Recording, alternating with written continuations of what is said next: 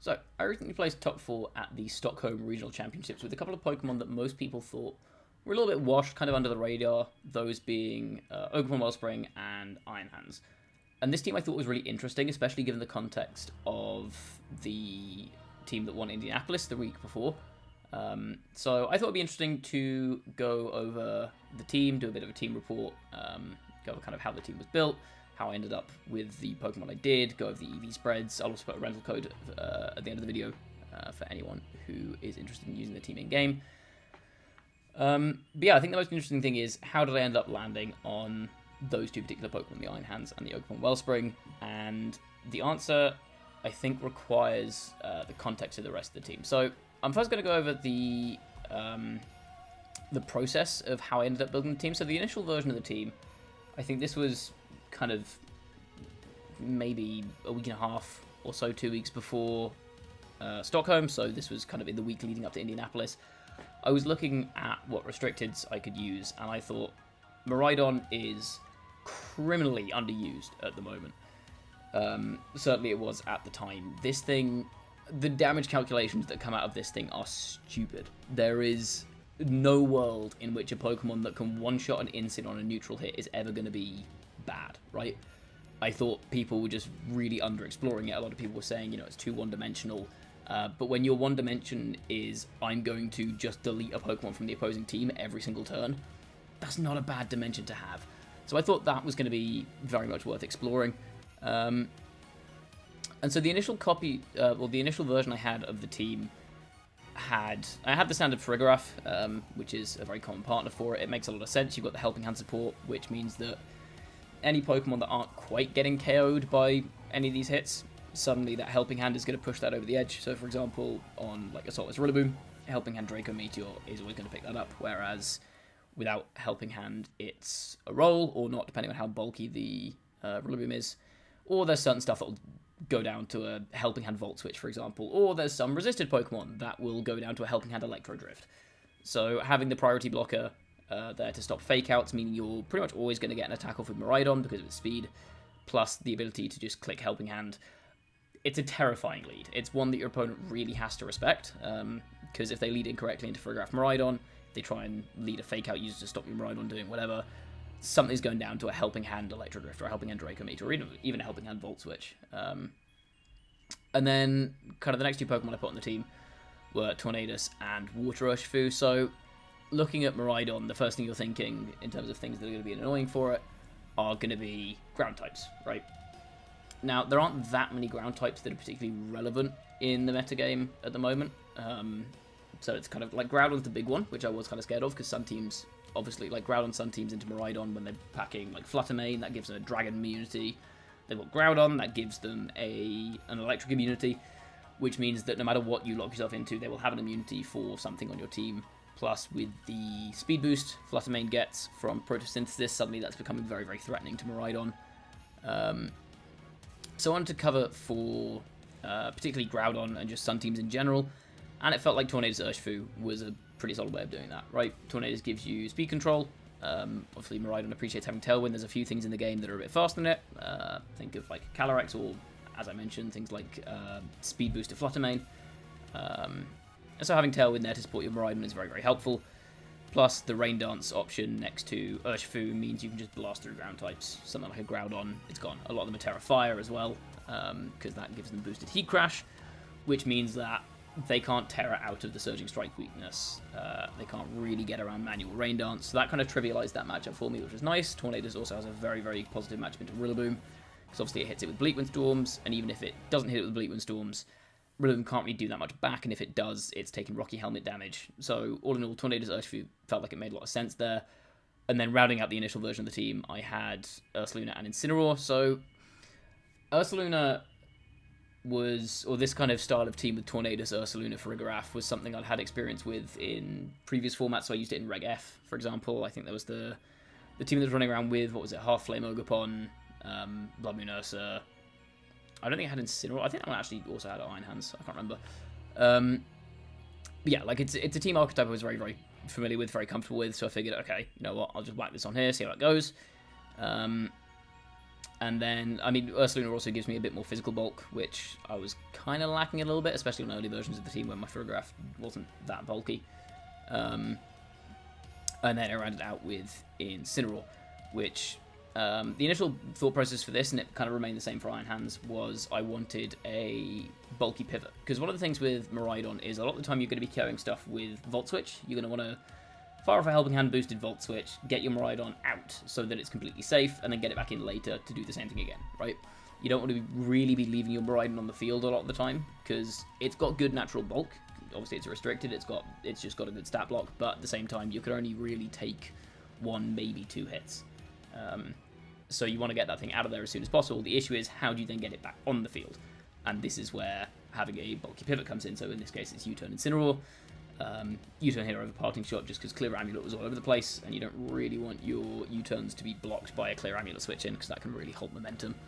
So yeah, this was pretty standard. But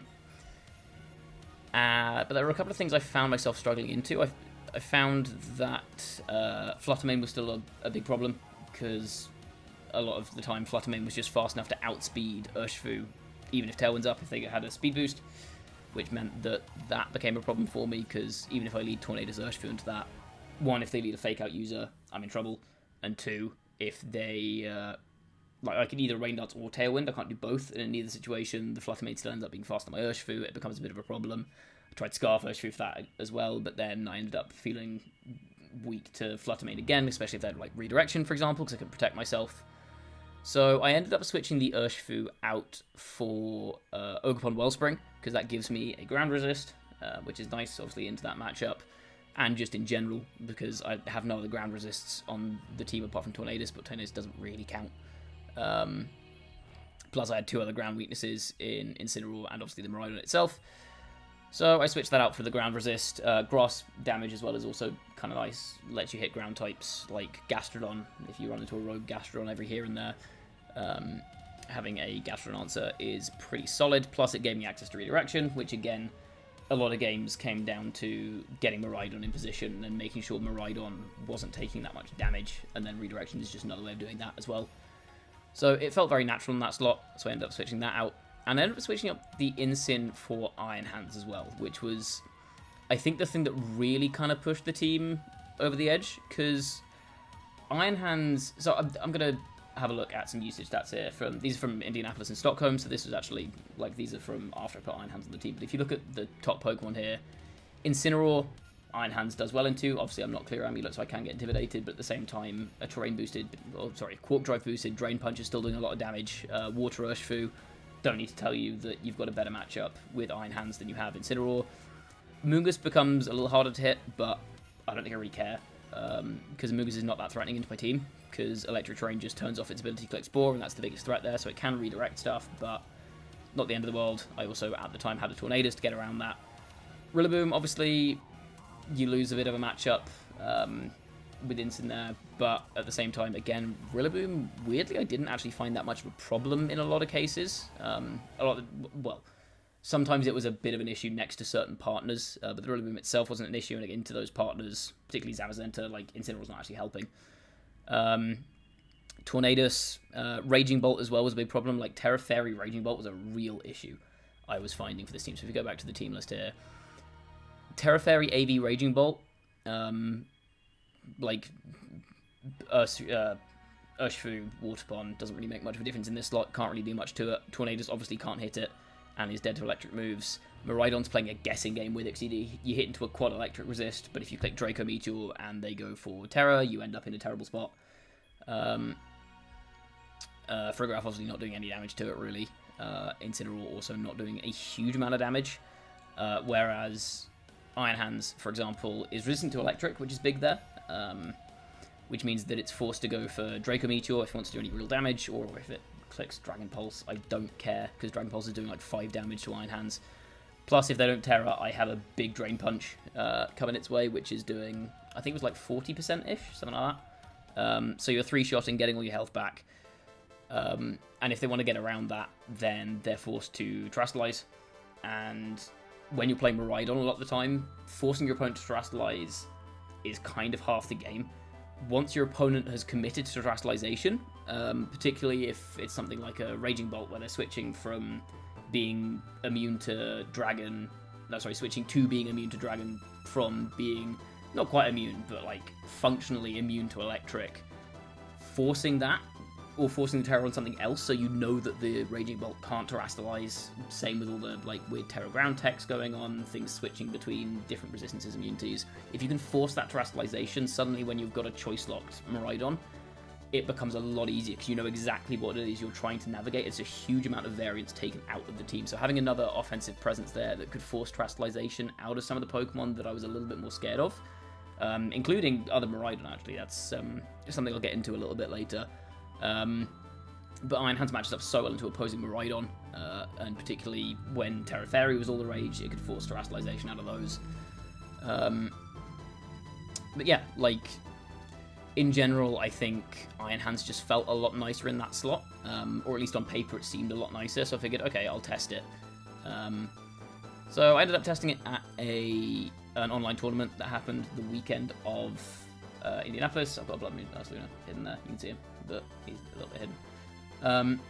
Yeah, so I went in with the Iron Hands version of the team. Like I said, I switched out the Ursaluna for an Ogerpon, and the team ended up doing very well. I went to 8-1. The one matchup I lost was in top 4, to someone who I'd beaten in Swiss, so obviously the matchup was very winnable. So yeah, the team was feeling very good. I think people were, certainly at least at the start of the tournament, not really respecting Miraidon that much. However, as the tournament was going on, I was getting updates from a friend of mine who was watching Indianapolis, and he was saying, oh, there's this guy using Miraidon on stream. And it turned out to be Rajan, who ended up winning the entire thing. And the first time Rajan was on stream, the Miraidon just cleaned through his opponent's entire team. Which already wasn't great for me as someone who was hoping to bring Miraidon as, not necessarily a surprise factor, but something people wouldn't hard prep for. Just seeing Miraidon run through a team on stream, people are going to go, okay, I'm a little bit scared of that. And then Miraidon ended up winning the entire event, which kind of ended up being a bit of a double-edged sword for me. So on the one hand, it meant that people were prepping for Miraidon, which was a little bit annoying. But on the other hand, it meant people were prepping particularly for one version of a Miraidon team, which ended up working in my favour. And again, I'll get onto that later when I start getting into like EV spreads and stuff like that. The way I built this team ended up kind of playing very differently to how Rajan 6 played, despite the fact that the structure is very similar. So you'll see on my team, I've got a Miraidon, I've got a Frigoraph, I've got a Blood Moon Ursaluna, and then I've got an Ogerpon form, a Tailwind Setter, and a bulky AV Pivot, right? So structurally they seem very similar, but they end up playing very different for a few key reasons, which I'll get onto later. And the other big thing was I was looking at Rajan's team, and I was thinking, okay, Iron Hands kind of eats that. So Rajan 6 was, again, like I said, Miraidon, Frigoraph, Blood Moon, Ursaluna. Miraidon can only hit Iron Hands with, well, for any real damage with Draco Meteor, particularly with Rajan's set, where he was running the Terra Electric, he didn't have Dazzling Gleam. So Draco Meteor is the only real threat there. But it can only KO Assault Vest Iron Hands if they go for a Helping Hand, which means they're committing both Pokemon and also locking themselves into Draco Meteor and putting themselves at -2 in order to clear out one Pokemon, which gives a free turn to my other Pokemon, plus also puts their Miraidon in a bad position because now it's stuck on the field at -2, which is kind of the worst position for Miraidon to be in. Yeah, then the rest of the team, Frigoraph, just can't really do much damage to it. Blood Moon Ursaluna, again, can't one-shot it. Drain Punch is doing a chunk of damage back. It doesn't one-shot, mind you, but it's doing a lot of damage back. And then rounding out the team was Incineroar, a fighting weakness. What was it? It was Ogerpon Ogerpon... What's the rock one called? I don't know, the rock one, which is a fighting weakness. And then Whimsy, which also wasn't doing very much to Iron Hands at all. So Iron Hands ended up matching up very, very well into that team in particular. I did steal a couple of things from Rajan, mind you. So you'll see here, I've got my Terra Fairy Miraidon with Dazzling Gleam, which was kind of the rage before Indianapolis. And one of the things I found when I was testing and during this online tournament I was doing was a lot of the time next to redirection, I was having a lot of trouble doing any kind of meaningful damage with Miraidon to key targets. So obviously Dazzling Gleam it's not doing no damage with Choice Specs and Hadron Engine, but at the same time it's not doing much damage. So having the option for that Terra Electric Discharge I really liked in that last slot, especially with Iron Hands on the team, because the slot that's Iron Hands, you can pretty safely discharge next to it, and it's not doing that much damage to your Iron Hands. It's doing like 20 to 25%, which you can heal off with a Drain Punch if you really want to. So yeah, that was another benefit of Iron Hands, which obviously I didn't really think about when I was putting the team together, initially at least, but that was a thing that ended up being a factor in some games. And then Frigoraph, you can see I had my Citrus Berry, my Terrafire. I ended up, especially with Discharge here, changing that to Terra Ground, so you could safely go for like Helping Hand Discharge next to your own Frigoraph. And then I stole his Electric Seed Tech because it was very cool and it made Frigoraph very, very bulky. And a lot of the time when I was using Frigoraph, I was trying to use it to deal with, especially with Foul Play, using it to deal with Calyrex, which, you know, for obvious reasons, because of as one, Citrus Berry doesn't do anything in that matchup. So having the defense boost was a lot more valuable. That ended up winning me a lot of games. Loved that. And then the last thing I stole was Whimsicott. And I was kind of considering Whimsicott before. I think I mentioned that Sun teams were a little bit difficult for me with the Miraidon team. But I found a lot of the time Tornadus wasn't really doing much into matchups that weren't Sun. Sun was definitely on the decline. I think not as many people were playing it. I still had, like, Ogerpon with Horn... sorry, I had Horn Leech initially. I changed that to Woodhammer. I'll get to that in a second. But, yeah, Ogerpon with Woodhammer ended up covering that matchup reasonably well. And I found myself being very, very weak to, as I mentioned before, Raging Bolt and also kind of opposing Miraidon. So having Whimsicott in that slot meant that I could deal with those a lot better because I was threatening with Fairy moves. And again, if I can force the Terastallization out of them, that's a pretty major win for me because I can then plan my game out with my own Miraidon. The other thing was Encore, which was very, very big because I was finding Calm Mind Terapagos being a bit annoying. Obviously, Iron Hands is so good in Terapagos, but if you look at the rest of my team, Ogerpon's not doing that much damage to it. Like, it's doing reasonable damage, but it's not doing a huge amount. Miraidon, Special Attacker, Frigoraph, Special Attacker, all Foul Play, which is doing no damage to Terapagos. Blood Moon, Ursaluna, Special Attacker, Tornadus / Whimsicott, Special Attacker. So that Calm Mind setup was becoming very, very annoying, as was Iron Defense Body Press Zamazenta. So I thought, okay, Encore, super, super good there, because it prevents Pokemon from just kind of setting up in front of me if they resist the move that I've clicked with my Miraidon or whatever. And also, like, you can do that around Amoonguss, which is super, super nice. So a lot of Terapagos teams would be running Amoonguss, so they'd want to go like Rage Powder, Calm Mind. You just Encore them. And if they try and protect against the Encore, you just Encore them again, right? So yeah, those were the changes I made to the 6, which is how I ended up on the final version of the team, which is this one. So again, I'll go over all the EV spreads and stuff, matchup spreads, that kind of stuff on the team.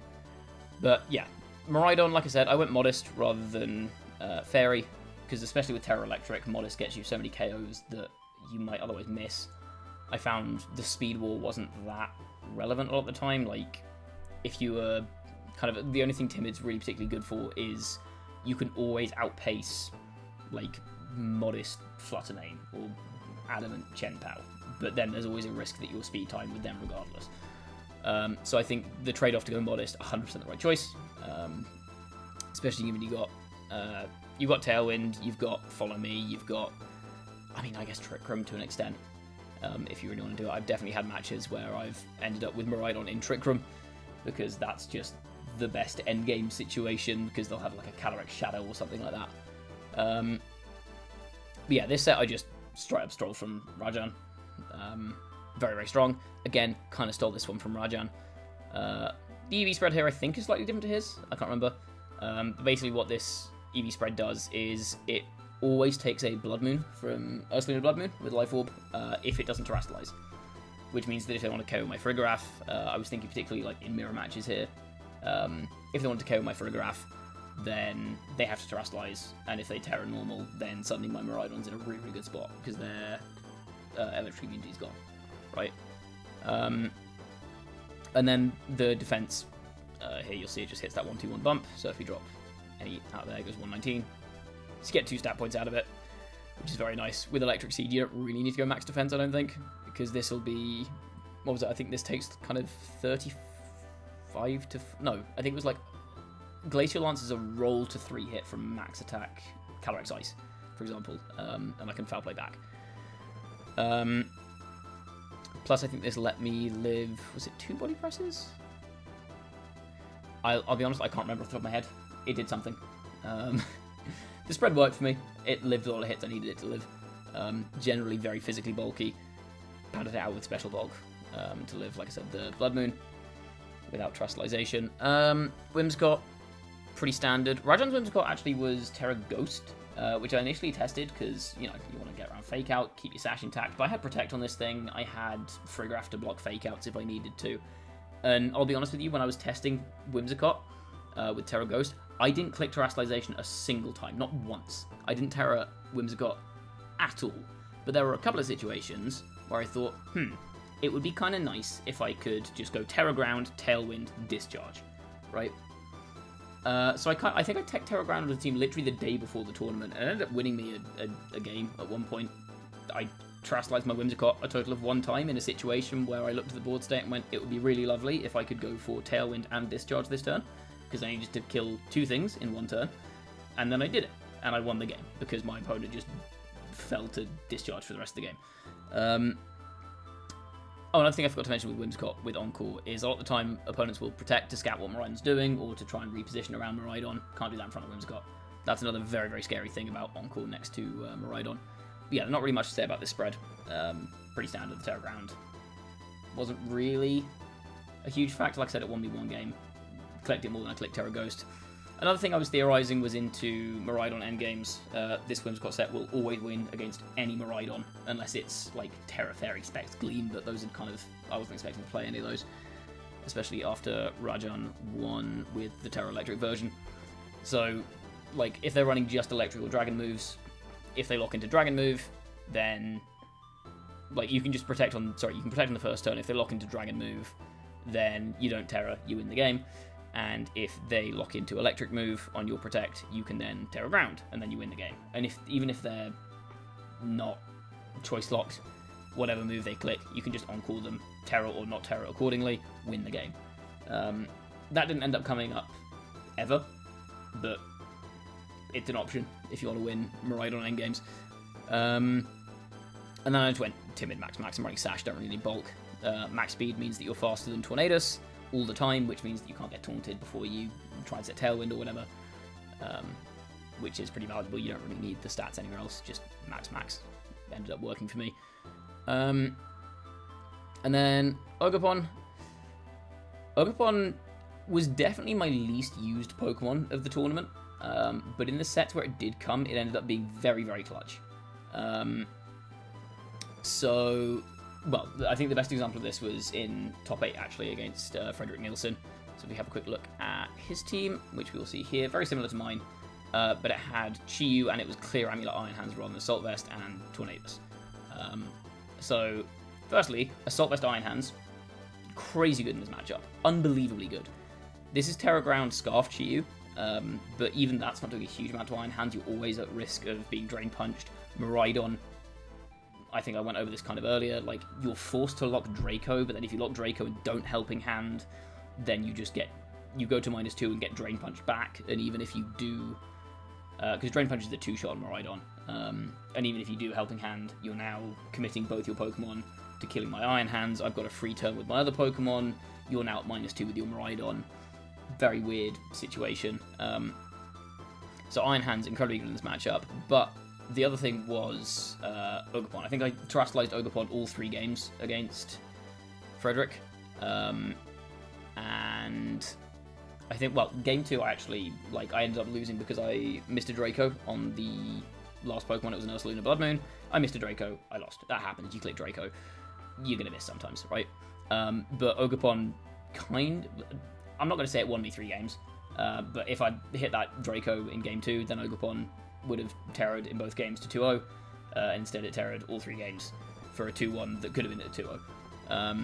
Because it just meant that I could redirect in front of Chi-Yu. Because my opponent was forced to lead Tornadus. Because if I lead Whimsicott Miraidon and they don't lead Tornadus, awful start for them. But I ended up leading, I think I led Ogerpon Miraidon for the first couple of games.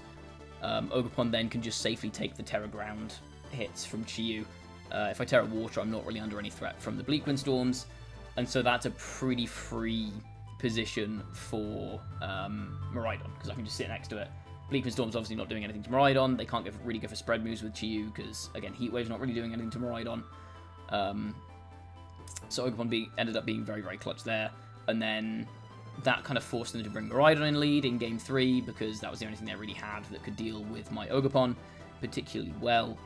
And then I adapted that and just led Ogerpon Iron Hands Game 3. I just went Spike Shield turn 1, they locked into Electro Drift, I think. But if they lock into Draco Meteor, I have Windspell at the back, I switch that in, I'm fine. If they lock in Electro Drift, I switch in my Miraidon in the back, and then I have a Quadra Electric Resist and an AV Iron Hands in front of their electric types. I'm also fine, right? So I just get free Drain Punch turn 1, save my Ogerpon, and then Ogerpon wins the end game into Chi-Yu, because I think they brought like Chi-Yu Tornadus Farigiraf or something, and then Ogerpon just wins that. So there were matches like that where Ogerpon was very, very clutch. I think, like I'd mentioned before, the Sun matchup as well is super good for Ogerpon here, and that's part of the reason I went to Woodhammer rather than Hornleech, because I wasn't getting any value out of healing. But the ability to one-shot Fluttermanes, for example, if they were Specs Fluttermane, I could just go Tailwind Woodhammer, KO them. Or Groudon as well was threatened by Woodhammer, and if they go Terra Fire to get around the Woodhammer, then again, that's free wheel for Miraidon. I just click electric moves and now they lose. So super, super good in the Groudon Sun matchup. Good into Fluttermane in general. Like I mentioned earlier, one of the reasons I changed the Urshifu was because I wanted something that could deal with Fluttermane, or particularly Fluttermane Chi-Yu. So into those matchups, especially with Chi-Yu on the rise, this felt like a very, very good pick. Like if you look at Indianapolis, saw Chi-Yu kind of start to creep up in the usage stats on day 1 there, and then if you look at Stockholm, oh, never mind, Chi-Yu actually wasn't high up in Stockholm, but it did feature in, I think it was twice in top 8? Was it twice? Yeah, so there were 2 Chi-Yus in top 8, for example. So that was a matchup that covered very, very nicely. I think one thing I'd maybe change on the Ogerpon is the EV spread. So this spread was designed to outspeed Landorus Incarnate.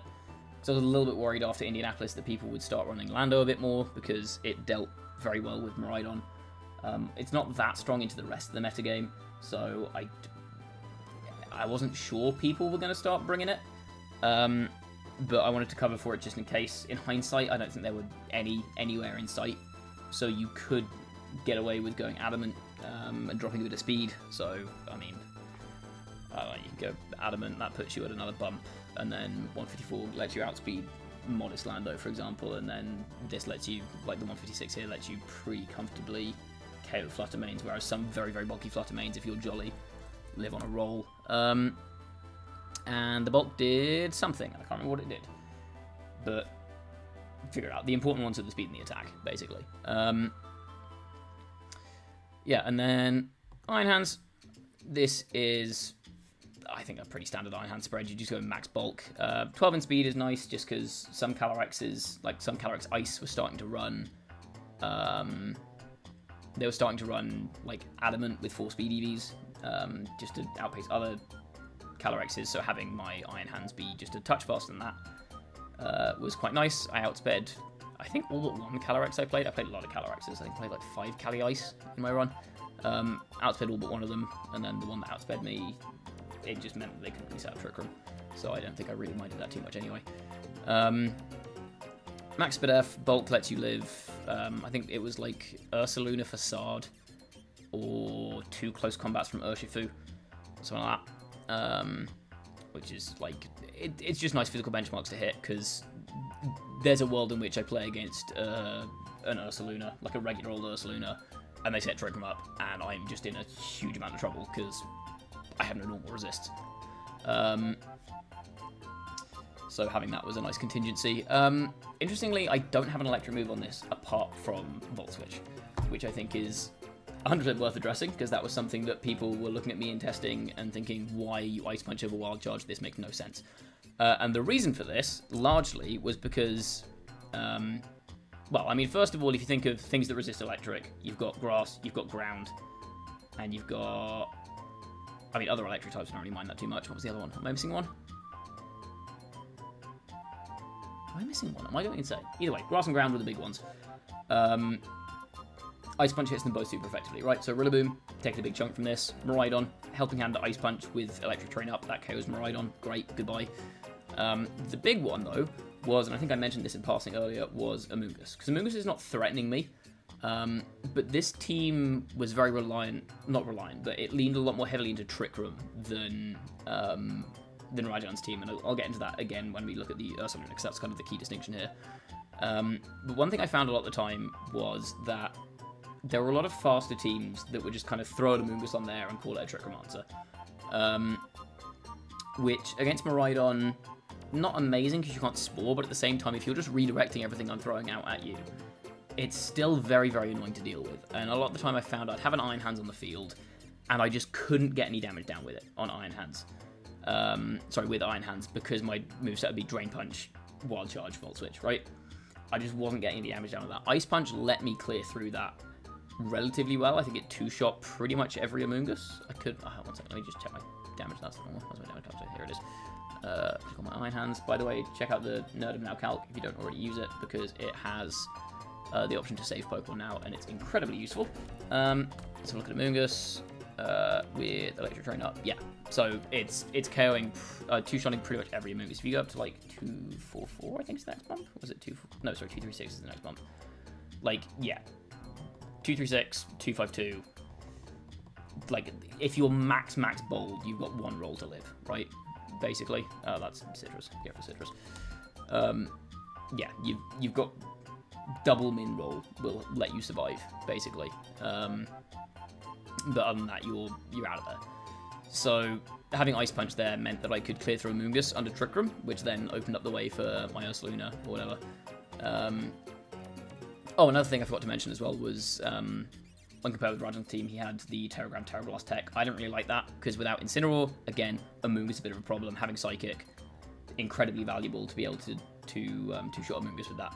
Also gave me a much better matchup into Urshifu and Psychic types in general, because there's not really much to hit... into fighting types in general. Is that what I said? Because I've got Whimsy Moonblast, but other than that, I've not got any fighting resists, and I've got Ursaluna, who's weak to it, can't tear her out of the weakness.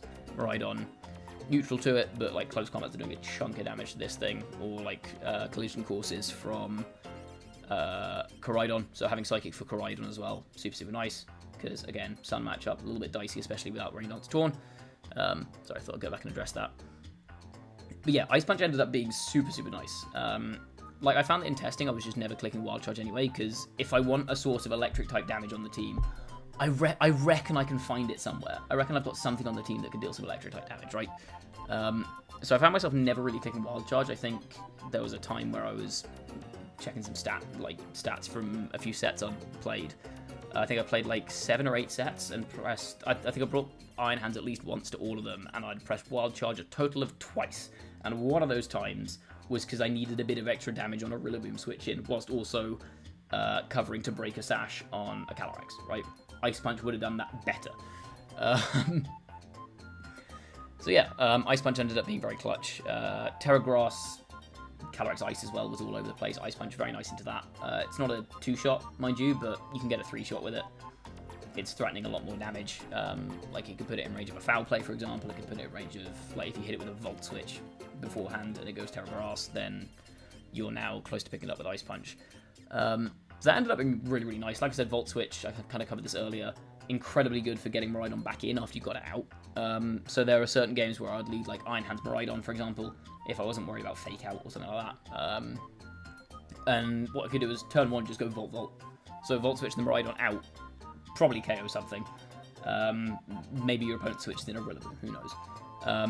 But either way, I Volt Switch with my Miraidon, I do a bunch of damage to something, I get Miraidon out, 100% safe. Iron Hands then moves last, Volt Switches, Miraidon comes back in. And now Miraidon has taken no damage and is repositioning. If they switched in a Rillaboom, for example, I now have terrain control again, which is super valuable. I can bring Frigoraph into the other slot that I Volt Switched into, for example. So having stuff like that to be able to reposition to get my terrain, super valuable. Iron Hands, honestly, might be the MVP of my tournament run. Again, like I said, it does so well into Terrapagos, does really well into the Miraidon mirror match, does very well into Chiyu, which was on the rise. It's very solid into, like we saw, like Rain with Calyrex Ice picking up, Incineroar just wasn't really doing anything in that matchup, and I think Incineroar, in a lot of cases, was just not doing what I wanted it to do on this team. And Iron Hands just covered all of those so well. Incredibly good pick. I think there's a risk now people will start to clock it again, because, like I said, it was very, very low usage before this. No one really got any big results with it, as far as I'm aware. And then, on the weekend of Stockholm, 2 Iron Hands made day 2, and then both of them made top 8, and one of them eliminated the other one. So, suddenly we've gone from no representation to 2 in top 8. I think people are going to start prepping for it a little bit more. So it's maybe a little bit riskier, but I think it did so well for me. It was such a good pick. Iron Hands is my GOAT. And then the last one, I think maybe the most interesting take on a Pokemon here, which seems odd because this is a very standard moveset, but the EV spread was the thing that really differentiated this. And I think this was part of the reason that Rajan winning Indianapolis with the team he did was kind of also a blessing for me, partially because people were running Rajan's team, and Iron Hands just destroys it. Just utterly destroys that team. And it's not close. But yeah, so my Ursaluna, I think Rajan's was max speed timid. Like, his was fast. It meant that under Tailwind, you could outspeed Calyrex Shallow, right? Unbelievable amount of speed on an Ursaluna at the cost of a fair bit of bulk, and also at the cost of not being modest. So you lose a fair bit of power out of that, which I'm not a huge fan of, but clearly it worked for Rajan. But because he won with that, people were expecting me to then be running the same thing, which I've seen people try and kind of recreate this team paste for various stuff, and a lot of them will put in like max speed timid in the paste.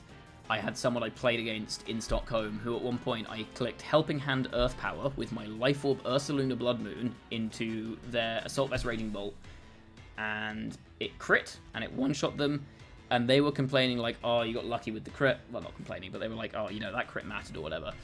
Crit did not matter, unless they are the bulkiest Raging Bolt in the world, because I am modest rather than timid. So if I pull up my Ursaluna here, let's pull up a Raging Bolt, Terra Fairy AV. This is a pretty standard set. Yeah, like, with modest, you're gone. If I'm timid, however, let's just plug in timid. Timid, you can just bulk out your, I mean, you still need a lot of bulk to guarantee the survival. I think there's no world in which it's not a roll, unless you're running the bulkiest Raging Bolt you've ever seen in your life. But I just see that you've, like, with not a huge amount of bulk, you've got rolls to kill. I don't think you've ever got enough rolls to kill to say the crit mattered, more than a high roll. But either way, like, I saw people who were very clearly prepping for Timid Ursaluna, expecting Timid Ursaluna, and that let me play with that, not just because I'm doing extra damage, but also the speed was a huge factor. So if we look at my speed stat here, I hit 79 speed, which is specifically 1 speed slower than no investment Incin. So an Incineroar with neutral nature, 0 EVs and speed hits 80, as do all other base 60 Pokemon. Now, the reason that is so important for me is because, like I said earlier, this team, the way I was playing it, lent a lot more into Trick Room.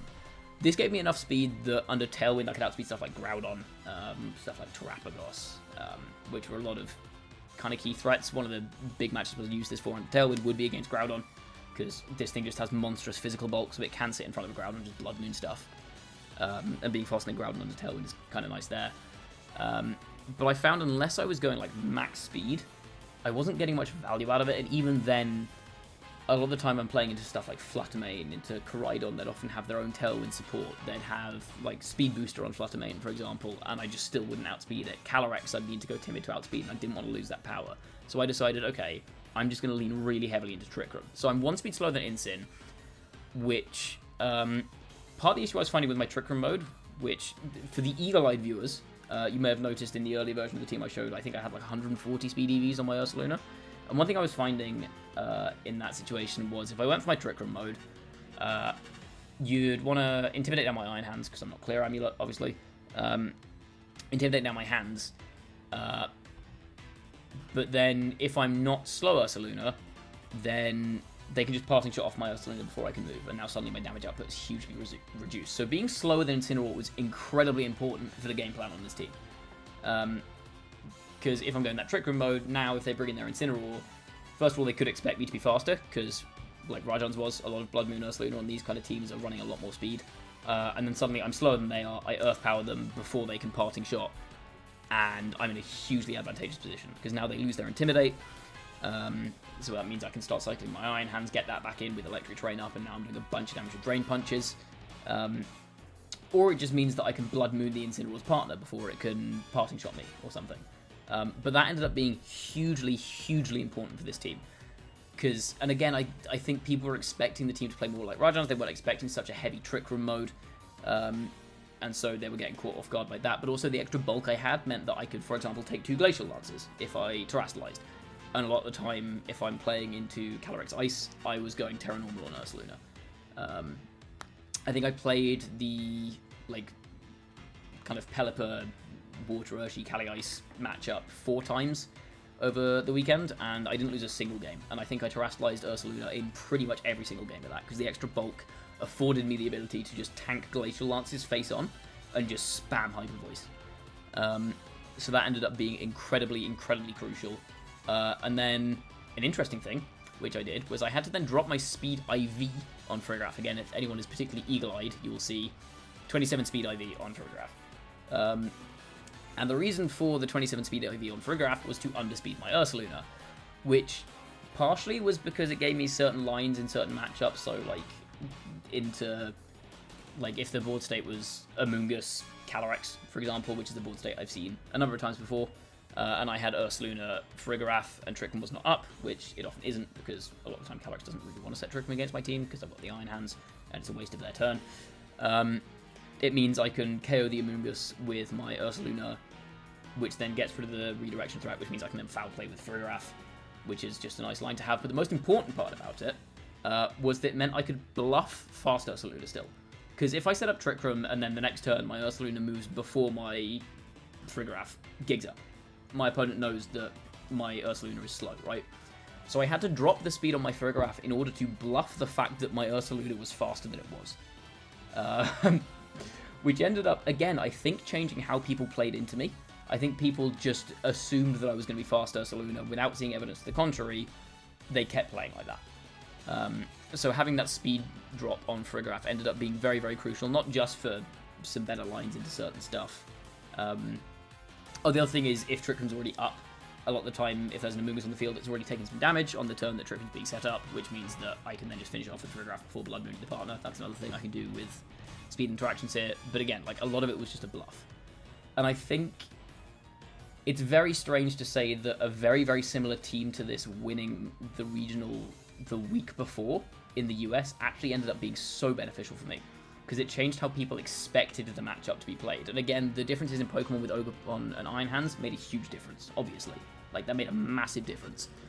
Iron Hands was a great metacool. It did super well into pretty much every matchup I brought it into. But again, the big thing was people's expectations. They were expecting the team to play a certain way, and when it didn't, that caught people off guard. So yeah, like, I think that's part of the reason that I was super happy with how I ended up building this team. Partially because it was, like, obviously just a very solid team in and of itself, but I think given the state of the meta, and given what had won the previous regional, it ended up being, like, it ended up being so much better into the field than it maybe would be just in isolation. Like, I don't think this will do as well in the next regional. I'd love to be proven wrong. If someone else gets top 8 with my 6 at the next regional, fantastic. Like, I think LA is coming up this week. That'd be great. I'd love to see it. But that feels unlikely, because there's no longer that surprise factor of the slightly strange picks in Ogerpon and Iron Hands. There's not the very, very slow Ursaluna. Well, comparatively very, very slow Ursaluna to play around with the Trick Room mode a bit more. So yeah, I'm super happy with this team, and it feels particularly good to get my best result ever at a major with the first team in a while that I feel like I've really brewed up myself. And obviously, you can look at this and go like, oh, it looks really similar to Rajan's team. Yes, I did steal some tech from him, but I had this team in my builder before Rajan played Indianapolis, so you cannot accuse me of stealing the whole thing. Yeah. But anyway, yes, that's the team. If you've watched this long, if you've watched me ramble for 45 minutes about EV spreads, then thank you for watching. I appreciate it. If you want to use the team yourself, hopefully this has helped. And if you end up playing against the team, I guess I hope it helps as well. I hope it doesn't help your opponents if you end up playing the 6. Who knows? But yeah, like, also maybe me releasing this means that you can play around with the EVs again. Maybe you can make the Ursaluna go fast, and that becomes a different thing, and people try and play into this, and instead they get caught out with fast. Who knows? Fiddle around with it. It's fun. But yeah, as a team, I will, as I said, I will stick a rental code on the screen in just a second. But yeah, other than that, thank you all for watching. Hopefully you enjoyed. If you stuck around for 45 minutes, then great. If you just jumped to the end to get the rental code and the EV spreads, then fine. Hi. I hope you enjoyed saving 45 minutes of your time. But yeah, thank you for watching, and yeah, I will give you a rental code in just a second. As promised, here is the rental code for this team, so that you can use it yourself. Hiding my Ursaluna here, but I promise it's the right one. Yeah, if you want to use this team in game, here you go. Hopefully you enjoy. If you want to tweak it yourself, bring it to your next tournament, run it on ladder, who knows. Have fun with it. And yeah, thank you all for watching. Adios.